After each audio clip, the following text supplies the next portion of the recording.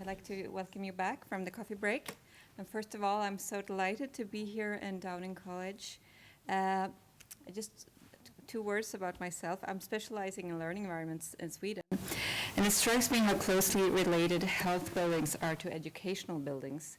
Not only do the academic buildings we heard about here, the former session, but also the importance of creating learning places where children can flourish and stay healthy. But learning environments wouldn't be just that if they didn't provide the space where the brain and body are stimulated and challenged. This takes us directly to this second session, where we will hear about the connection between architecture and neuroscience. The first presenter is Mr. Donald Ruggles, who is joining us online, now with a pre-recorded presentation, but he's also online listening to his own presentation, I hope. So Mr. Ruggles is not only a highly acclaimed architect, but also a passionate writer and ambassador about the neuroscience behind architecture. With a book which looks like this, I can really recommend it. Mr. Ruggles has eloquently communicated how these fields intersect, even outside of academia. The book is highly readable and rich with illustrations. And following up this book with a film called Built Beautiful, in collaboration with an impressive team of producers and researchers and architects, Mr. Ruggles has drawn attention to the importance of the beauty of our built environment. So by these words, I would like you to listen to Mr. Ruggles and we'll have a couple of minutes in the panel for questions afterwards.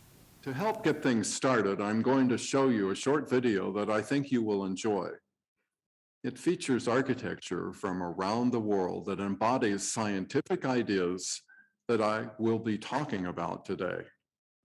So without further ado, here's my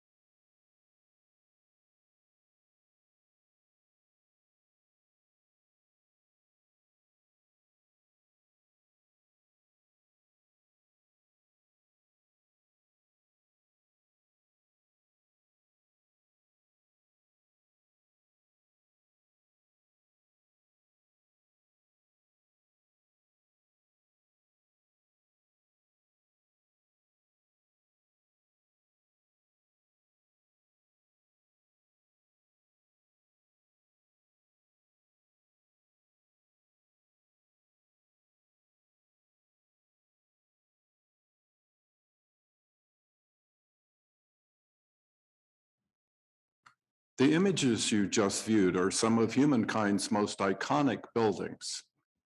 These structures are objects of our worldwide attention, and we strive to emulate them, and we seek to learn from them as well.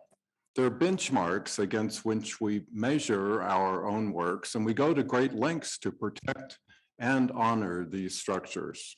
Two questions to ask here are, why do we take such extraordinary care with these buildings? And why are we compelled to seek them out? Today, we'll look at those answers. And the answers have to do with something we instinctually seek every minute of every day. They relate to a powerful concept that says that beauty is a necessary and important component of our world that we fundamentally rely on in order to achieve a proper physiological balance. And that balance is known as homeostasis. The title of my talk today is How a Classic Pattern Aligns with Beauty to Improve Our Health and Well-Being. And I will focus on a definition of beauty and how it influences our health. Let's take a look at how that's possible. And it all starts with a new scientific concept of beauty. It's beautiful is an intuitive, emotional response that implies inspiration, wonderment, awe, and curiosity, and at its most fundamental level, a sense of pleasure. Yet this phrase has all but disappeared from the world of art and architecture. It has been marginalized to the point where it's seen as a romantic notion from a bygone era. That is until recently, when neuroscience started to unlock some of the mysteries of the brain and show us just how important the emotion of beauty is to our health and well-being. Today, neuroscience views beauty as a physical response to patterns that the brain recognizes as pleasurable. Science now sees beauty as being in the brain of the beholder and not in the eye of the beholder, as has been postulated for the past century. And additionally, as it had theorized that there are common beauty inputs that are genetically inherited by every human being due to our common evolutionary history. This all began for me in the early 1970s when I started to notice that our clients were using two distinctive words to describe our projects. Some projects were described as exciting, and others were described as beautiful. Well, I wondered why our work would produce such diametrically opposed descriptions and emotions. So we started to research this, which ultimately led us to the discipline of neuroscience. And what I found there was completely impactful, especially in regards to architectural design. So in order to highlight some of those findings for you, I will start with another question. Have you ever been in a room that you didn't want to leave? Was it a space that calmed you, made you feel whole and nourished and hopeful? Have you known a building or a piece of art that you went out of your way to engage with on a routine basis? A more general question is, are we subconsciously aware of buildings that we routinely approach? This is the power of architectural design at work, and neuroscience is unlocking the ideas of art and architecture that have such an effect on us and why they do. Frankly, it's an instinctual drive that we all share, our drive to achieve good health and well-being. Think of it this way. When you are ill, your primary focus is to regain your health. Or when you are under stress, your primary goal is to relieve the stress. This is common to all cultures and to all humans.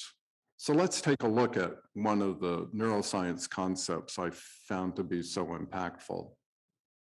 Our brains process a staggering 11 million bits of information per second.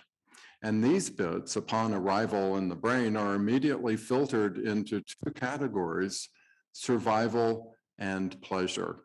Well, of those 11 million bits, 95% of them are processed subliminally without our awareness. Well, it is these two categories that align with the descriptors of my work. Specifically, survival aligns with exciting, and this is known as fight or flight response. And conversely, pleasure aligns with beautiful, and this is known as rest and digest response. So what is a pleasure-beauty response exactly? A pleasure response occurs when our brain recognizes a scene or pattern in our view as being non-threatening, recognizable, and potentially good for you. If those criteria are met by what your brain is seeing, then that will result in efficient, stress-free neurological processing, and that generates a rest and relaxation state. This in turn activates our neurological pleasure reward system that initiates a release of a complex set of feel-good hormones into your bloodstream, resulting in the feeling of pleasure, which in turn leads to the proclamation, "It's beautiful." And importantly, these feel-good hormones released during a beauty pleasure event have many positive health benefits, including lower heart rate, lower blood pressure, improved immunity, improved cardiovascular performance, stress reduction, and longer lives, all of which improves our health and well-being. Well, there's an important feeling that is attached to the pleasure of beauty, and that is known simply as an approach feeling. This signals to our brain that we are safe to approach a scene or situation, and it is this feeling that has such profound ramifications for architecture. Here's a good example of a pattern that elicits a pleasure approach response. This is a pattern that humankind evolved with, a tree canopy, perhaps one of the first places of refuge for humankind, signaling stress relief and a feeling of safety and rest and relaxation. Well, here's a current day pleasure approach pattern that signals protection and draws you in with coherent geometric patterns that is similar to the tree canopy. This room, too, is a refuge. Importantly, this room has understandable geometric patterns that your brain can efficiently decode, so your subconscious readily accepts that it is approachable. Returning to this slide featuring the images from the opening video, in viewing this slide, because the images are non-threatening, coherent, and recognizable, your brain is able to quickly and efficiently process the images being presented here, allowing you to relax, which leads to a release of feel-good hormones, resulting in a sense of comfort and well-being, and that is a beauty response. And that's why each of these structures are called beautiful. Well, what if I told you that all of these buildings shown here contain the same geometric pattern that your brain instantaneously recognizes as a beauty pattern, and that pattern has profound ramifications for architecture and design. And it's a pattern that all humans recognize and respond to every day of our lives. When a child is born, 65% of the neuronal structure of a newborn is dedicated to facial recognition. As Charles Darwin stated, a child must find a face to survive. A child is also driven to engage with the face, which results in bonding and pleasure. Because upon birth, the survival instinct is so strong, the child is frantically looking up and down, left, right, everywhere, searching for this image. Two dark spots up high and one dark spot centered below, representing two eyes and a mouth, as shown in this image. This image is what a child first sees when born and for the first few months thereafter. Here is a geometric representation of those three dark spots. Well, this simple geometric pattern aligns with a famous pattern known as 3x3, or more generally known as the 9 square. And note the three dark spots are in the upper left, upper right, and bottom center positions.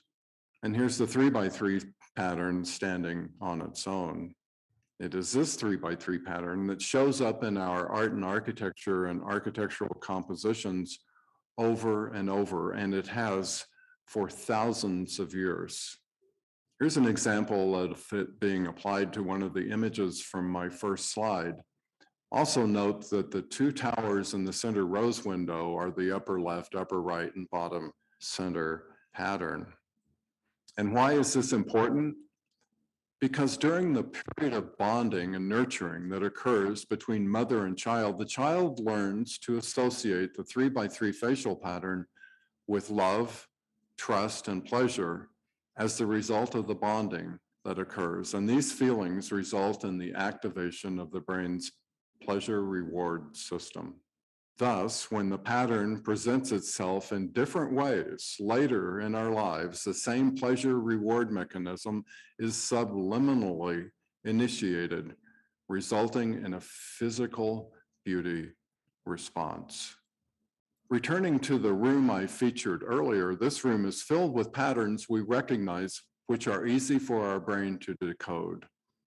This room is sending a continuous stream of pleasure inputs. Soft light, recognizable geometry, the 3x3 pattern, upper left, upper right, and bottom center pattern, flowers, and water. All of these elements send approach pleasure signals. And because of the many health and well-being benefits from these inputs, a long-term exposure to this room would be good for the occupant's health and well-being. It's a powerful message that neuroscience is delivering. Architecture can positively impact our health and well-being. And this message is thrusting architects and designers into a profoundly important new role as new leaders of the health and well-being movement that's taking place worldwide now.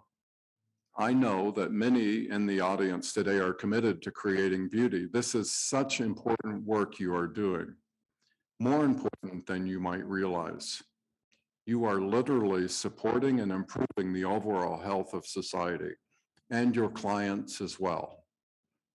Here's a suggestion. The next time a client pulls out a red pen and starts marking up your drawings, you might bring up the fact that their health and well-being is at stake, and they would do well to follow your lead. Not only will it improve their lives, it may very well extend their life. It is that important. And additionally, you might say to your clients, not only is it good for your health, but beauty is free. Why wouldn't we use it?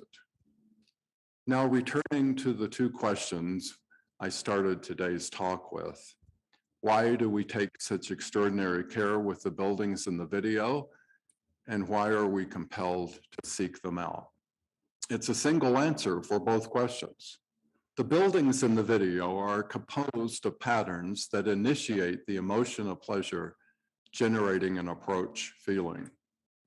This feeling ultimately leads to a rebalanced nervous system and the physiological state of homeostasis. Well, this in turn results in satisfying a fundamental need of humankind that we all seek every minute of every day, and that is the need to feel well.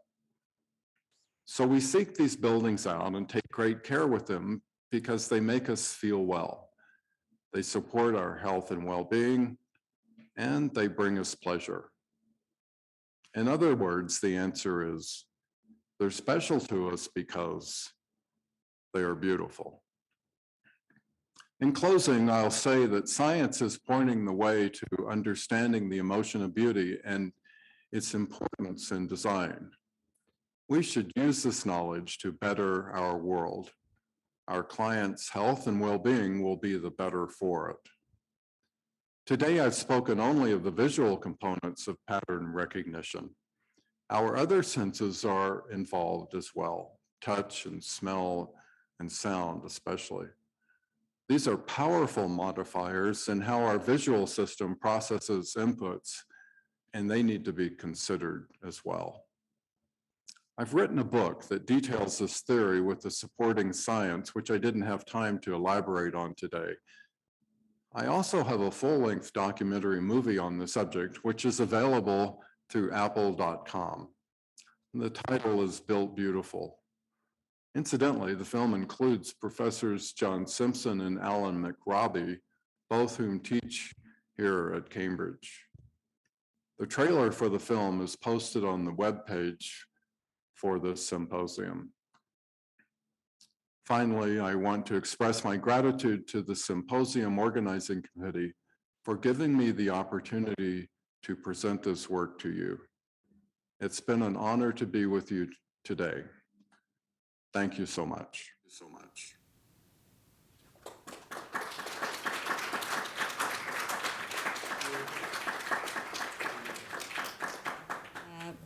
Mark Ellen Hewitt is one of the most well-known scholar architects in the United States and an active Academy of Neuroscience for Architects member. As both architect and art historian and preservationist, Mr. Hewitt has taught students in architecture at several different schools and written numerous books and articles. One of these is this one. I hope we will hear more about it. It's brilliant. With the concept embodied design, Hewitt describes the importance of the brain, hand, and eye connection as it has been expressed in man-made architecture throughout history. He has thoroughly studied the period 1880 to 1940, targeting the American arts and crafts movement, but later on addressing the cognitive processes of drawing as a fundamental part of architectural experience. The book, Draw in Order to See, is the first published cognitive history of architectural design. So please, let us know more. I'm very curious. Thank you. Thank you, Frida. See, hopefully I can advance, let's see, I can advance slides this way? No, let's see. What should I use here? Thank you so much. I just want to get the technology working for myself, and thank you, Axelson Jonsson and Cambridge University for this opportunity. Anyone lucky enough to have visited a Greek temple site will recall the breathtaking power of the buildings standing before them. Though I have not yet visited the Acropolis, my visit to Paestum in the 1980s was one of the most profound experiences of my life, and I spent a day drawing these temples. The builders of these temples were aware of how their architecture would affect Greek visitors and maintained the sites as places of rituals and ceremonies. All sites were originally places associated with a god or goddess, often amidst a grove of trees. George Hersey published a marvelous book in 1988 that explained how many of the elements of the temple were named for gods, animals, and elements that were used in these rituals. As he writes, we can see the temple as a grove of sacred trees decorated with battle or hunting trophies, or decked out like an altar, with reconstituted sacrifices. The Greek language is particularly apt at conveying multiple meanings through tropes, as we know from epic poetry, drama, and philosophy. Today I want to explore one aspect of the Greek concept of life forces in both the human body and the temple. This concept is tied to words for breath, wind, lungs, heart, and mind.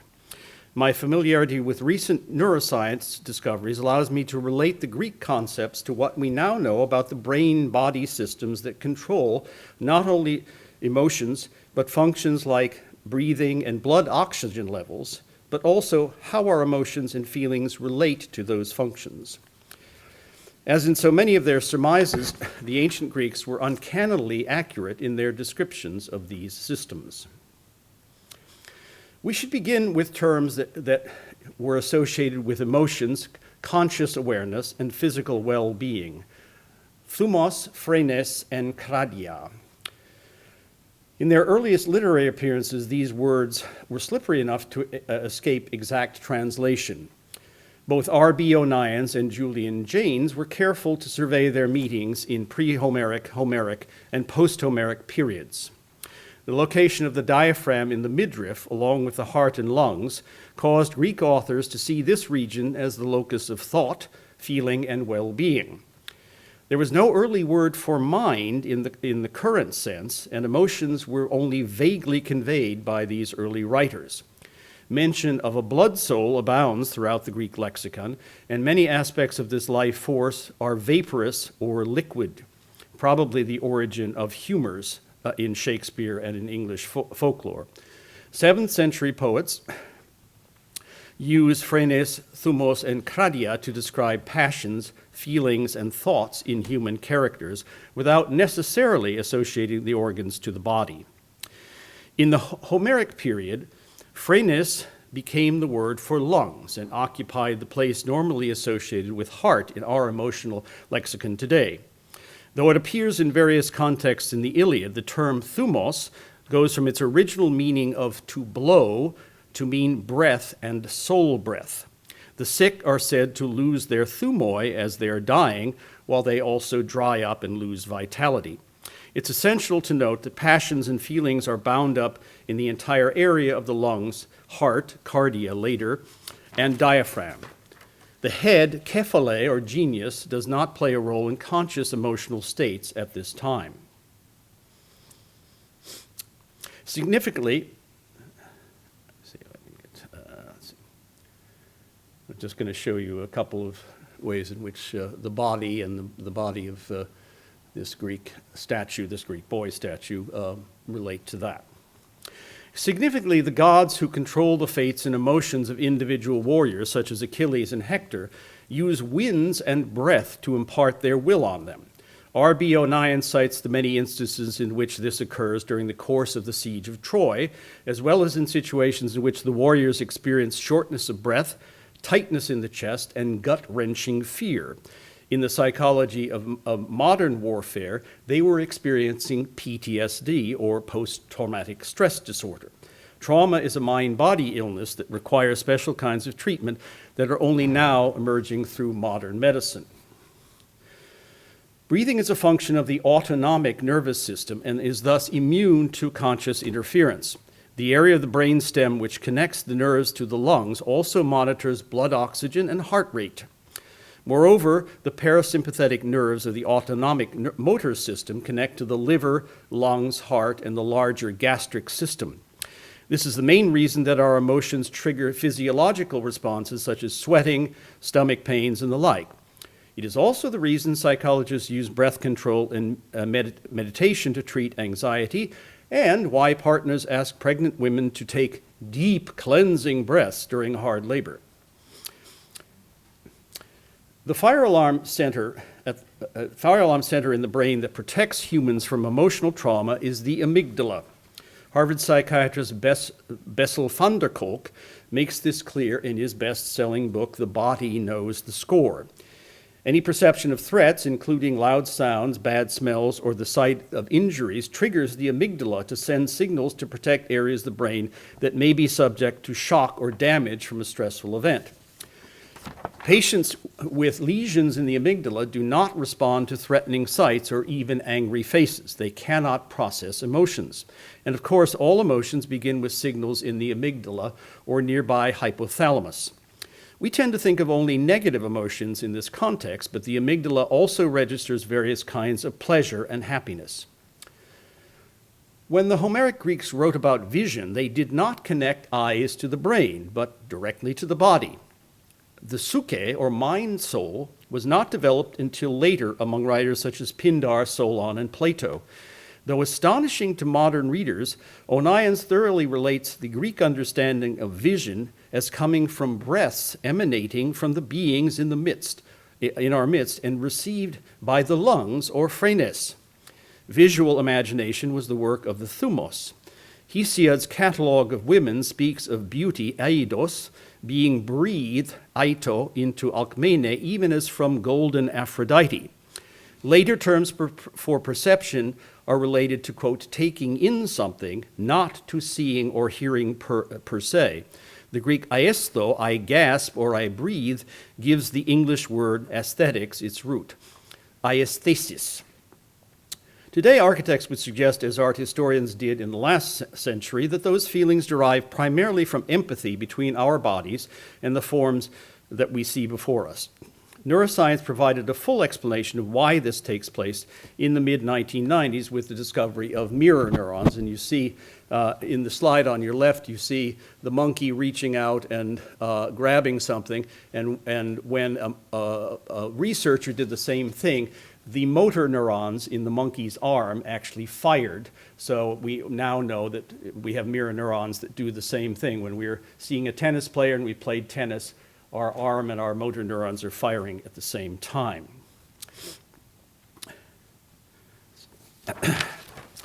Thus, physical activities in others may be perceived as being located in our own bodies, so long as we have previously experienced them at some point in our lives. Moreover, emotional states that are conveyed by bodily actions and facial expressions may also resonate in the brains and bodies of nearby observers, especially close friends or family members. Greek sculptors, artisans understood this as they created forms that mimicked the bodies and skeletal remains of animals and humans, later stylizing those forms into ornamental enrichments for buildings. Notably, the 6:1 proportions of the early Doric order columns physically evoke the statue of a stout warrior. John O'Nine's recently demonstrated how closely spaced rows of columns in a temple would have evoked memories of hoplite regiments marching into battle with shields and spears close to their bodies.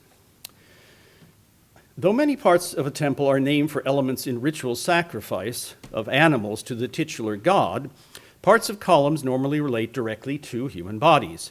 The capital is the Latin form for head, though Greek words for elements at the top of the Doric order also refer to the neck, head, and hair.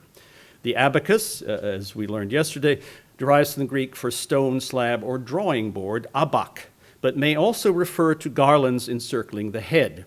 Echinus is one of the most intriguing words in the Greek language, meaning hedgehog, wide-mouthed jar, sea urchin, and neck vertebra, among other things. George Hersey suggests that early columns represented the phallus of the god or conquered enemy, but may also have stood for a man holding up an altar in early images of sacrifice containing a baetel or holy stone.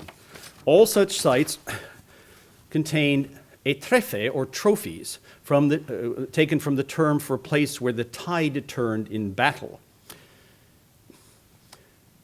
As you see in this illustration from Hersey, annulets, trachelion, and hypotrachelion are terms for necklace, neck, and shoulders, respectively. The 20 flutes in a typical Doric order shaft may denote spears, or alternatively, the arises of a shield. The stylobate refers to the base or foot of the column. Dora, associated with Doric, originally meant flayed skin or spear fighting. Since wars and battles were memorable events in the lives of all Greeks, such terms brought strong emotional responses.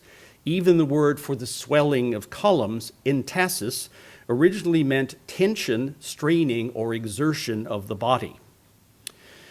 If modern observers are unlikely to pick up these ancient associations with warriors and gods, they are still subject to the power of the forms themselves as light renders them in space. I recall my approach to the Hera temple. The closer I came, the more I felt the presence of these magnificent columns, their weight, height, and looming relationship to my small body. Aesthetic energy flowed through me as if in a trance. Brain sciences explains some of the human brain's ability to make mental maps of the space around us. There are 3 types: personal, parapersonal, and allocentric. While assessing the space between ourselves and a building, we are looking at egocentric space. If we move close enough to grab a piece of the building, we move into parapersonal space, the field around our bodies. We subsequently compare our flesh and form to the objects within our grasp. Edward T. Hall explored this in his 1960s study, The Hidden Dimension. Further afield in the region or city, we are locating ourselves according to a world map, as Michael Arbib has said in a recent book. The arrangements of Greek monuments standing in space, as noted by Vincent Scully and Konstantinos Doxiadis, affect our bodies and minds as we locate them in the city or landscape. The most difficult concept for modern viewers of the Greek temple is its representation of bones, blood, and the remains of ritual sacrifices. Nevertheless, the shapes of triglyphs, acroteria, and volutes cannot help but bring to mind plant and animal forms. William Bell Dinsmore took the word of previous archaeologists when discussing the origins of the Ionic capital in Bronze Age lily capitals from Egypt, Crete, and Cyprus, note on the left. Hershey uses onions to further probe the meaning behind the echinus and volutes of the Ionic capital, and they were likely derived from the heads of captives trophies in battle.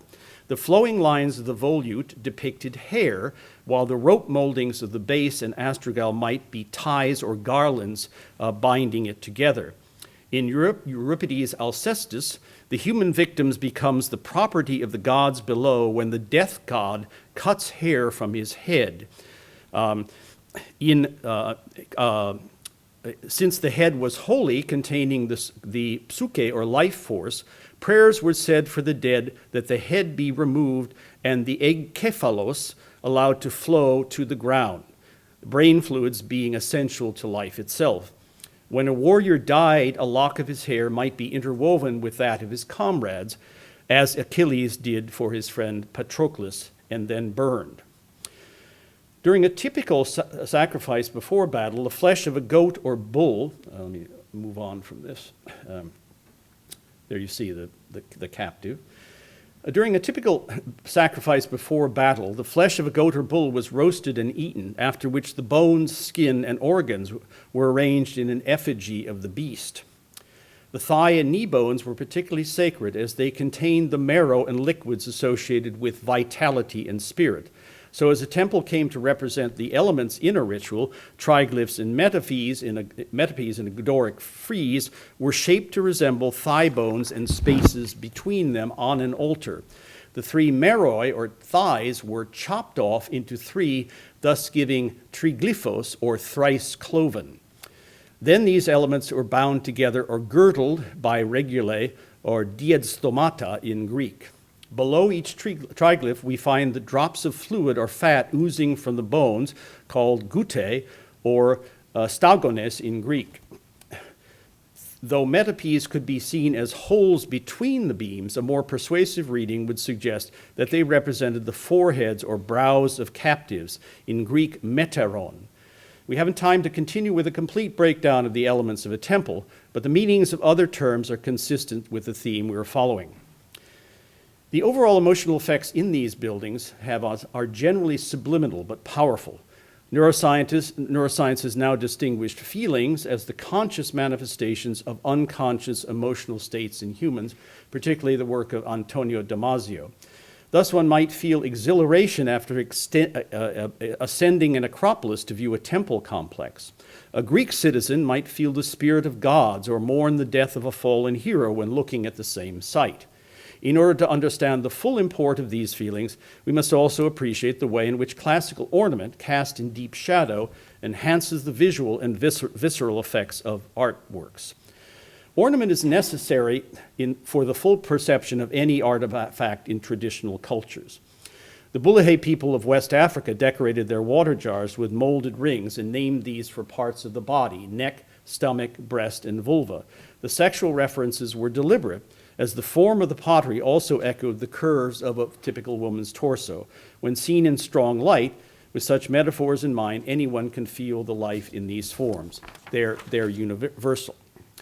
Though more sophisticated, Greek ornament moves the same emotions, employing molded materials in stone, ceramics, and ivory. In conclusion, let us note that Greek artists, poets, philosophers, and dramatists attached their expanding language to artifacts as they developed, mainly in the context of their rituals. As George Lakoff has proven, metaphors tying the body and its movement to spoken language probably gave early terms such as suke, eidos, and phrenes their meanings. As writers expanded the language and artists provided new molded forms, the kinds of expression melded, finally settling on modern meanings, but often obscuring the emotional depth of the originals. As architects and historians, we know that the canon of Greek ornaments, the orders and moldings, cannot be improved upon. All modern designers add their ideas to that tradition, as T.S. Eliot observed decades ago. we can appreciate the power of these magnificent artifacts with new science, and we're able to understand why these buildings bring us such profound peace and satisfaction. Thank you.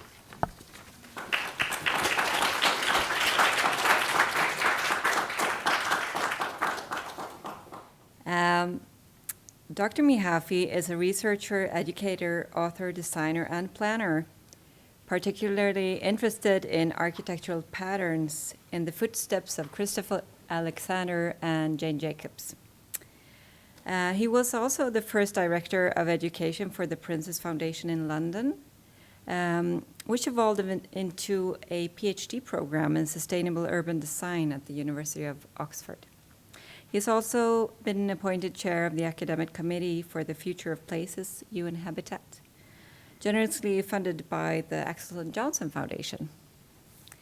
In this presentation, we will hear Dr. Mihafi unfolding the ancient and classical pattern of symmetry through the new insights in areas such as mathematics, neuroscience, and psychology. Hereby, he creates a new toolbox for architectural practices by which we can design more human-centered, sustainable, and livable cities.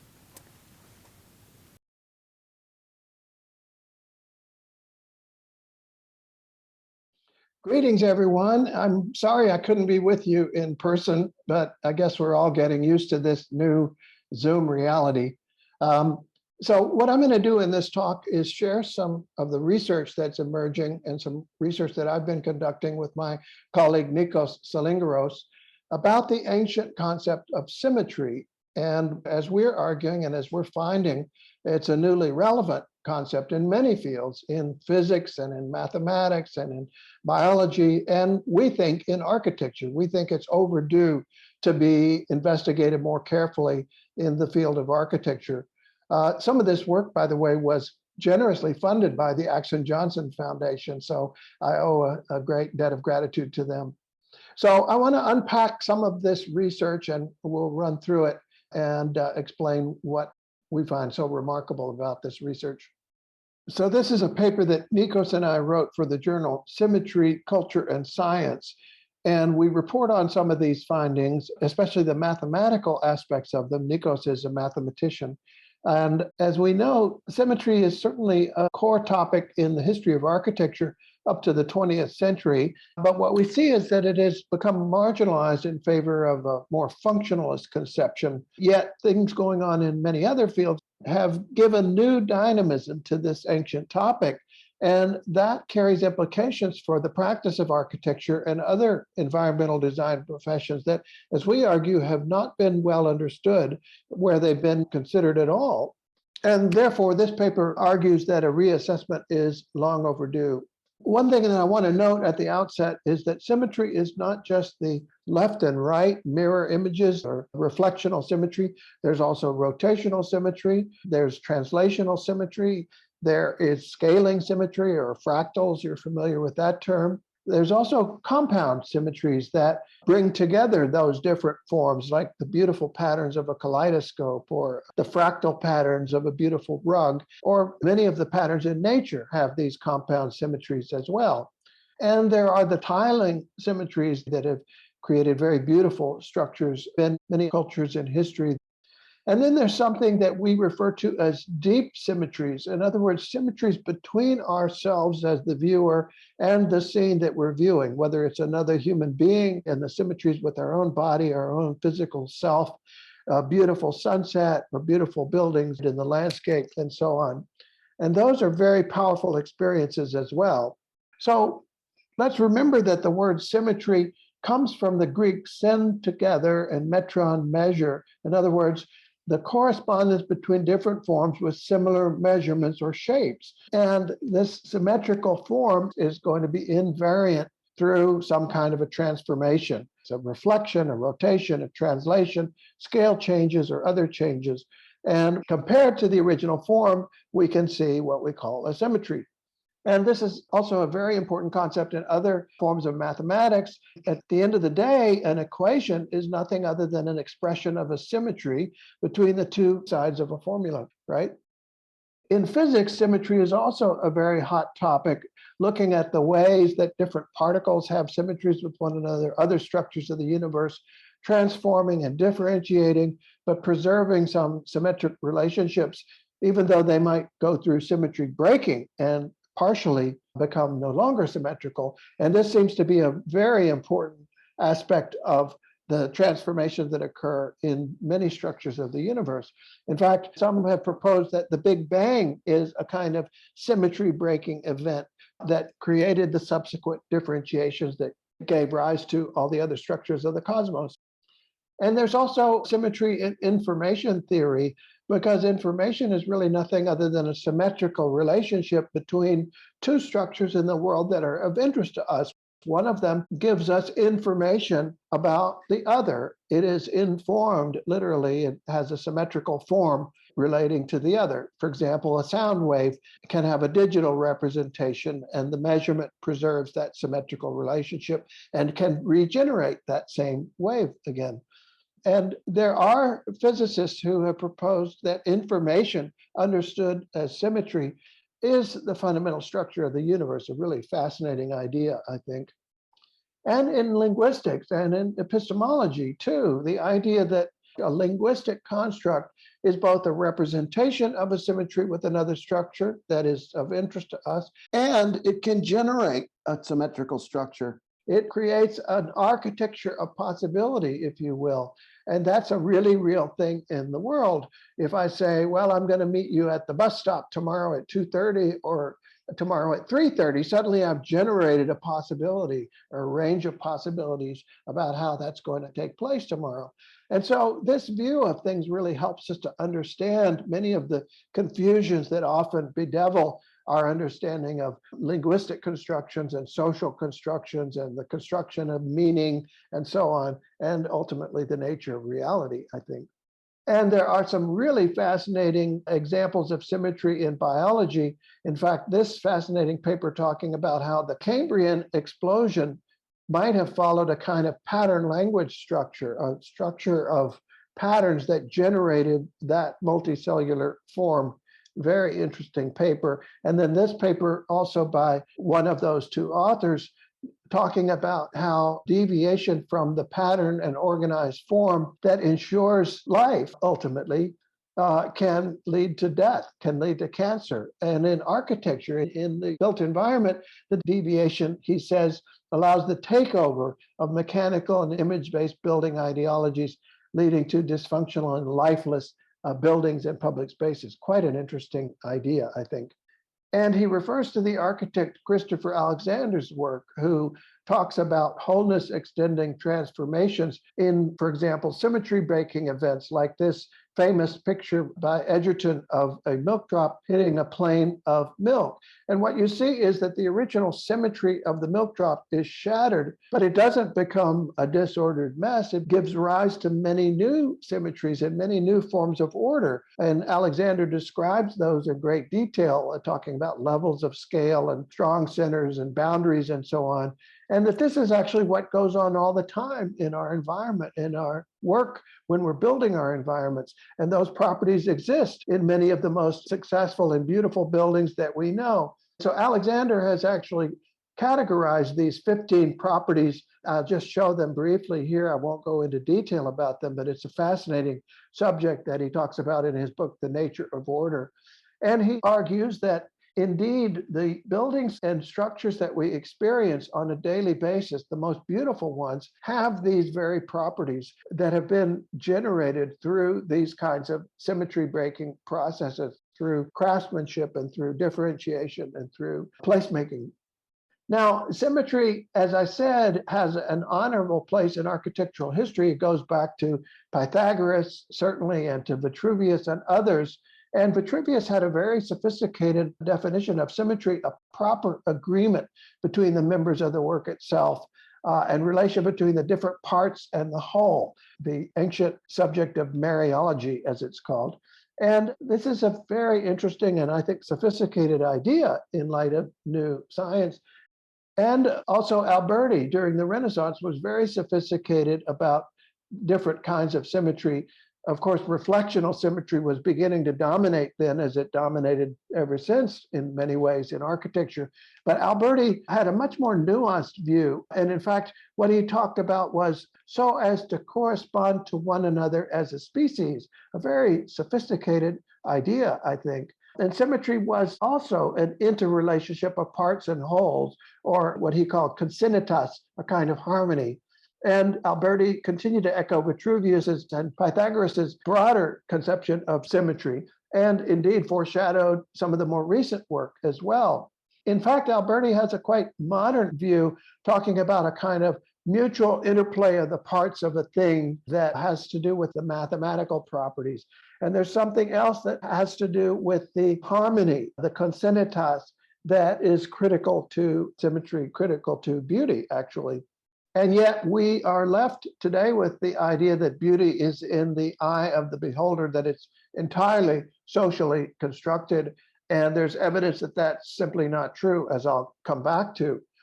But let's look, for example, at the usage of the term symmetry in books since 1800. This is Google's Ngram viewer that shows the frequency of terms. And you'll see that symmetry has been quite significant since 1800, still up there. It's come down a little bit since about 1980 or so, but still a significant topic.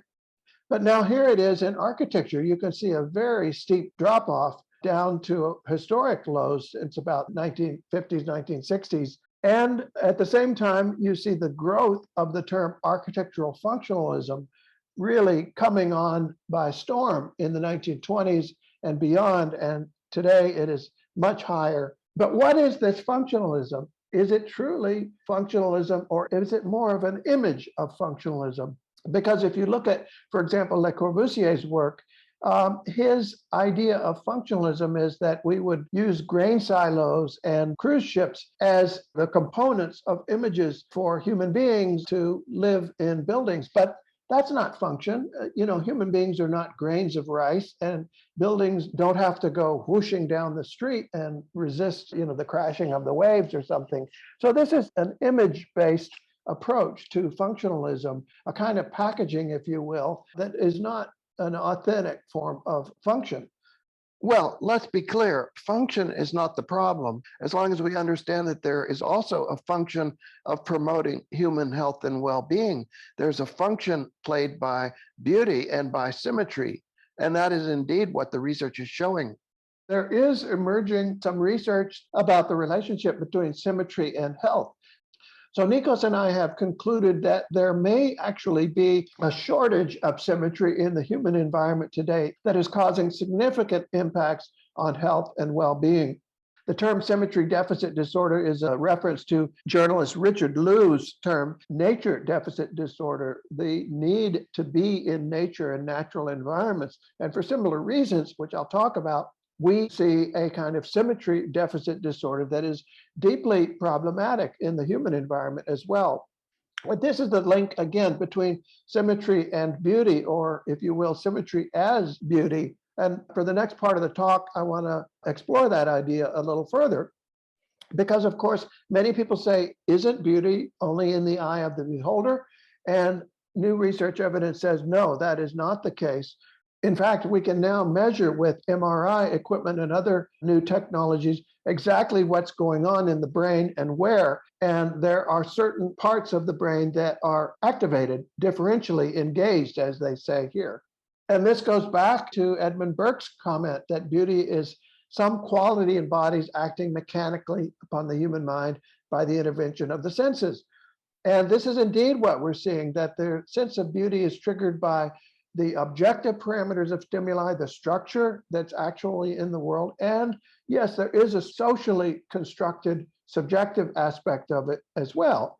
So we might think of this as a kind of trunk that is branching out from a common biological root to the socially constructed and differentiated versions of beauty that might be outliers or in differentiated forms of beauty. But the important thing that we need to think about is that most people are still clustered around that biological trunk. And if we're serving most people as professionals, if we're serving the users then we have to recognize that our social constructions, our forms of differentiation of beauty might not be appropriate for most of the people that we work for. I think there's a professional responsibility here that we need to recognize. And Samir Zeki, a professor at University College London, talks about nourishing the human emotional brain. And he concludes that, yes, this is what goes on. And this is very important, actually. Beauty is not as subjective as it may seem.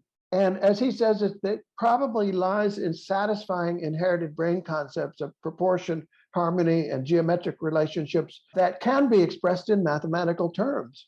And therefore, the experience of beauty in the environment is not a luxury, but an essential ingredient in nourishing the emotional brain.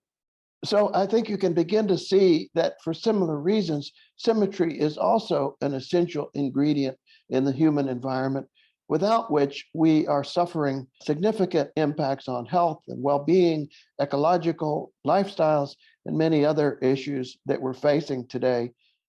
So thank you for the invitation to speak and to share what I think is a very interesting and exciting frontier topic, ancient topic, as well as a very modern topic. And a lot more work needs to be done in this field. Thanks.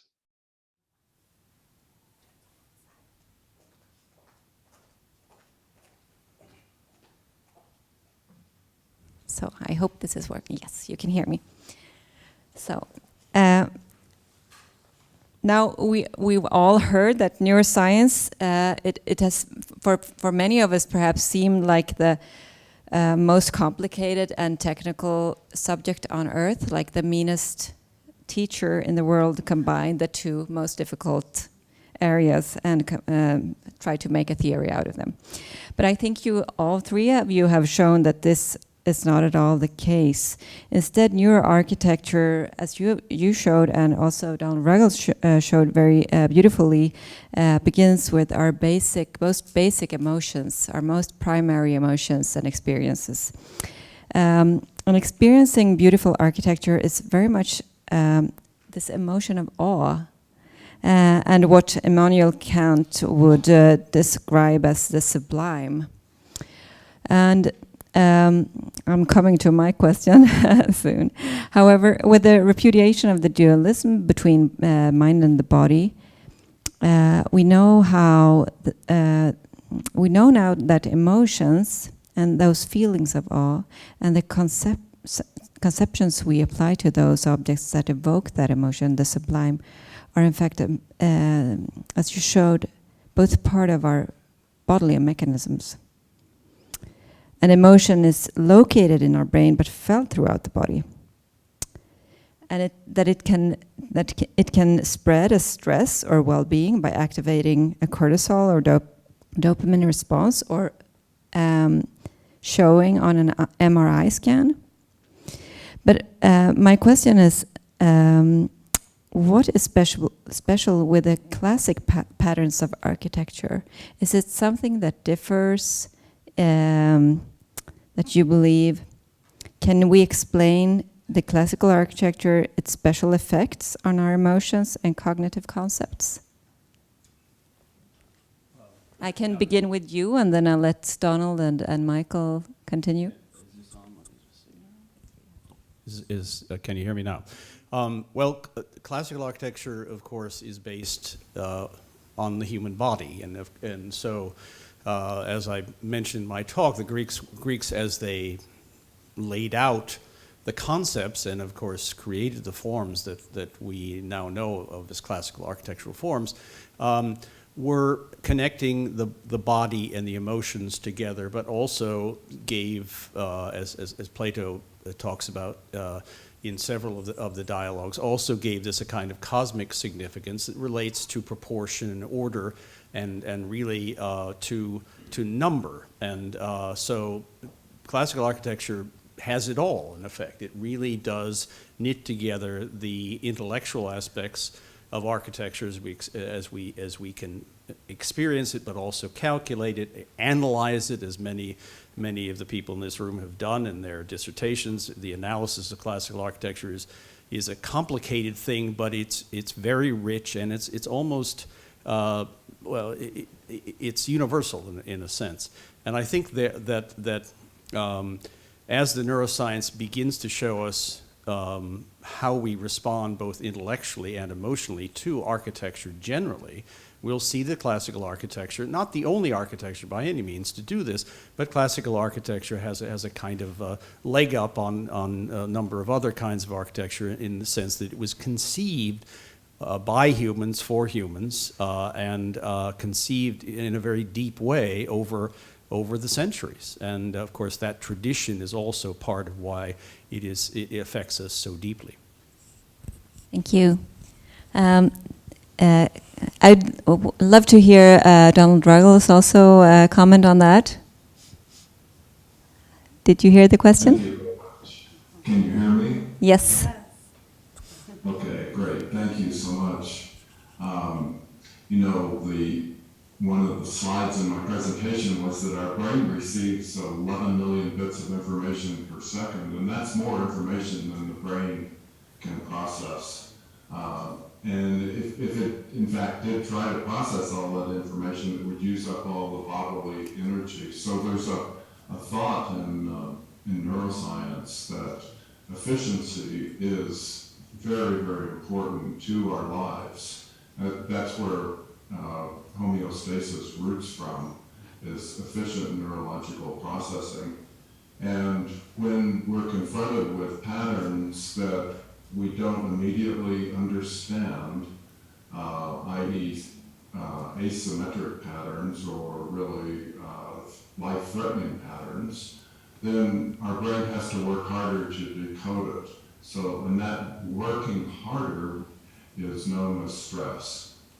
And I think that Mark and Michael and I are all talking about the same thing here, which is providing an architecture that is essentially stress-free for the majority of, not outliers, as was just shown in one of Michael's slides, but the core of society that has evolved and understands certain geometric patterns, and certainly symmetry is one pattern that humankind evolved with. Also curvatures from the human body and fractals from nature, all of which Christopher Alexander has touched so profoundly on.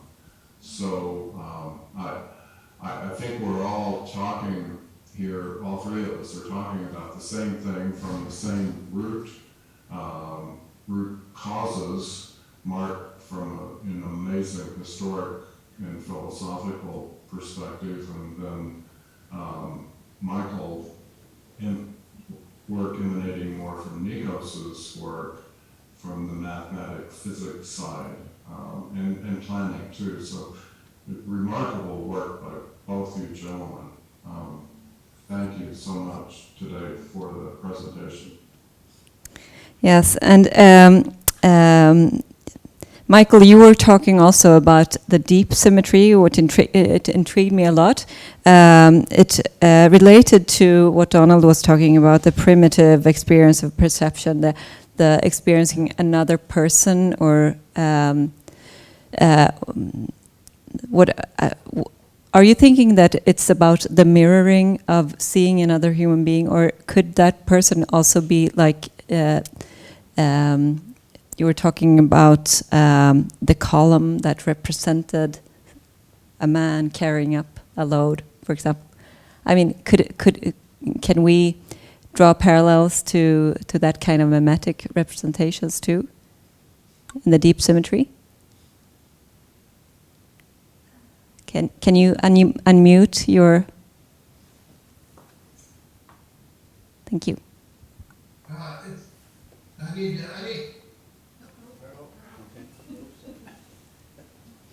Unfortunately, we can't hear you.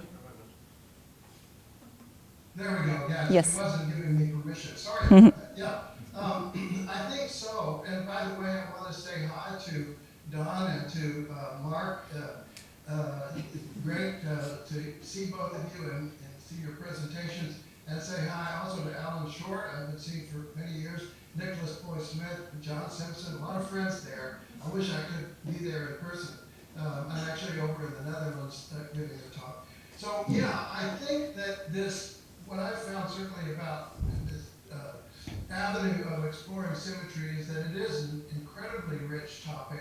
And if you follow the thread and you recognize the importance of deep symmetry and the direct connection to all of the things that certainly that Don was talking about and that Mark was talking about, the sort of universal qualities that we recognize in architecture as being not only attractive from a sort of, hedonic sense, but important to our well-being, important to all of the goals that we're trying to achieve right now, including health and walkability. You're talking about a streetscape, lower carbon lifestyles, being out in public space more. I'm at a conference here talking about public space. All of the challenges that we're facing at an urban scale right now.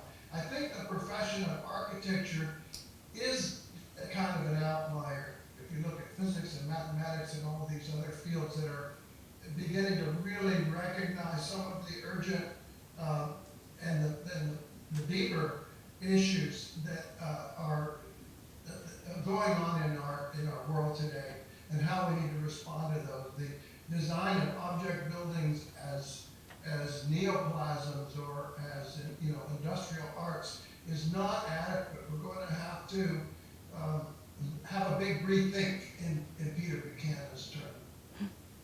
Okay. Thank you. Do we have questions from the audience or from the online audience? Yes. Yes. Sorry, thanks.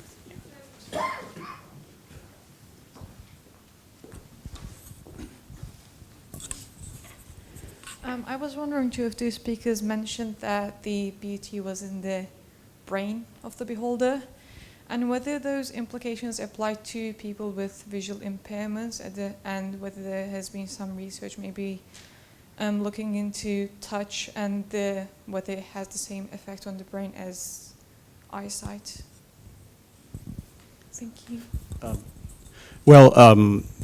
Yes, obviously, people with different brains and also with different bodies will respond differently to their environments.